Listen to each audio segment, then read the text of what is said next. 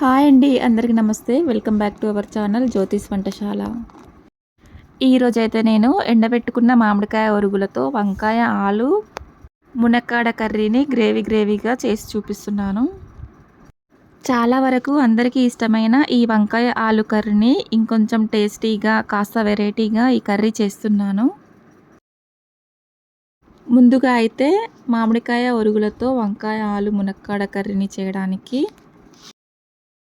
ఒక పావు కేజీ వంకాయలను, అలాగే 2 ఆలుని ఇలా చిన్న చిన్న పీసెస్‌లాగా కట్ చేసి సాల్ట్ వాటర్‌లో వేసుకున్నాను.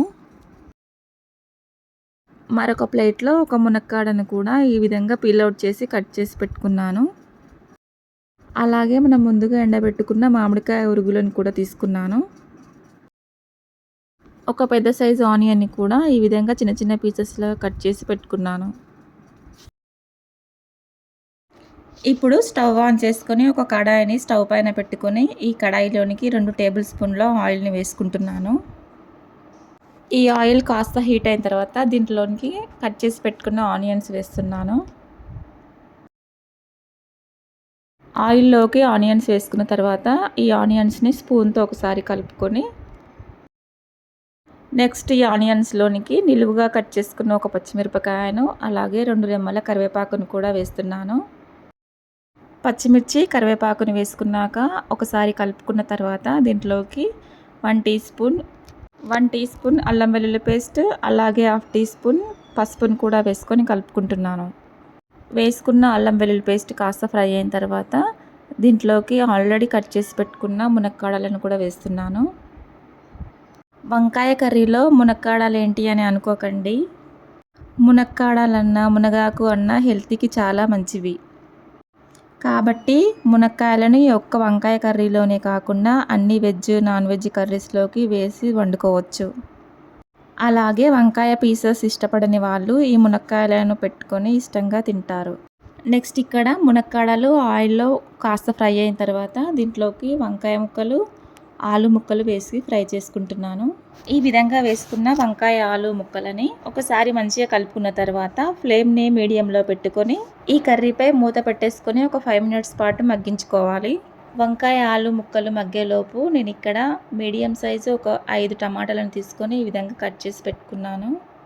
తరువాత ఇక్కడైతే వంకాయ ఆలు మునక్కాడ ముక్కలు ఆల్మోస్ట్ ఒక 50% ఉడికిపోయాయి. ఇప్పుడు దీంట్లోకి 1 టీ స్పూన్ కారం, 1 టీ స్పూన్ సాల్ట్ని వేసుకున్నాక వెంటనే మనం కట్ చేసి పెట్టుకున్న టమాటో పీసెస్ని కూడా వేసుకొని కలుపుకుంటున్నాను. ఈ వంకాయ కర్రీలోనికి కొన్ని టమాటాలు ఎక్కువనే వేసుకోవాలి. ఈ టమాటాలు ఎక్కువగా వేసుకోవడం వలన ఈ వంకాయ కర్రీ కాస్త గ్రేవీగా ఉంటుంది. ఈ విధంగా టమాటా ముక్కలు కూడా వేసుకున్న తర్వాత మొత్తం కర్రీనంతా ఒకసారి మంచిగా కలుపుకోవాలి. టమాటా పీసెస్ వేయగానే వెంటనే వాటర్ వేయకుండా ఫ్లేమ్ని సిమ్లో పెట్టుకొని మధ్యలో మూత తీసుకుంటూ కలుపుకుంటూ అడుగు అంటనీయకుండా ఒక 10 మినిట్స్ పాటు మగ్గించుకోవాలి. ఇక్కడ మనం ఈ కర్రీని మామిడికాయ ఒరుగులు వేసి చేస్తున్నాం కాబట్టి ఒక 8 నుండి 9 ఒరుగులు ఇలా ముందుగా నీళ్ళలో నానబెట్టుకొని ఒరుగులను ఇప్పుడు ఈ వంకాయ కర్రీలోనికి వేసుకుంటున్నాను.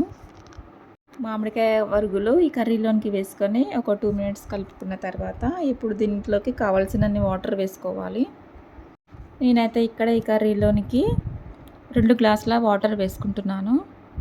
వంకాయ గ్రేవీ ఇష్టపడే వాళ్ళు కొన్ని వాటర్ని ఎక్కువనే వేసుకోండి. అలాగే మనకు ఎక్కువ గ్రేవీ వద్దనుకున్న వాళ్ళు వాటర్ వేయకుండా పర్లేదండి. మనం వేసుకున్న టమాటా ముక్కల్లోనే ఈ కర్రీ మొత్తం ఉడికిపోతుంది.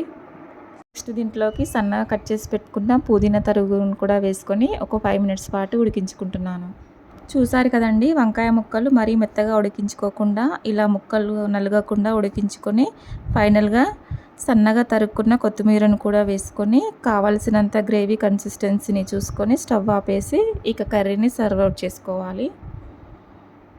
మామిడికాయ ఒరుగులతో చేసిన ఈ వంకాయ ఆలు మునక్కాడ కర్రీ రైస్లోకైనా, చపాతీ, రోటీలోకైనా చాలా బాగుంటుంది.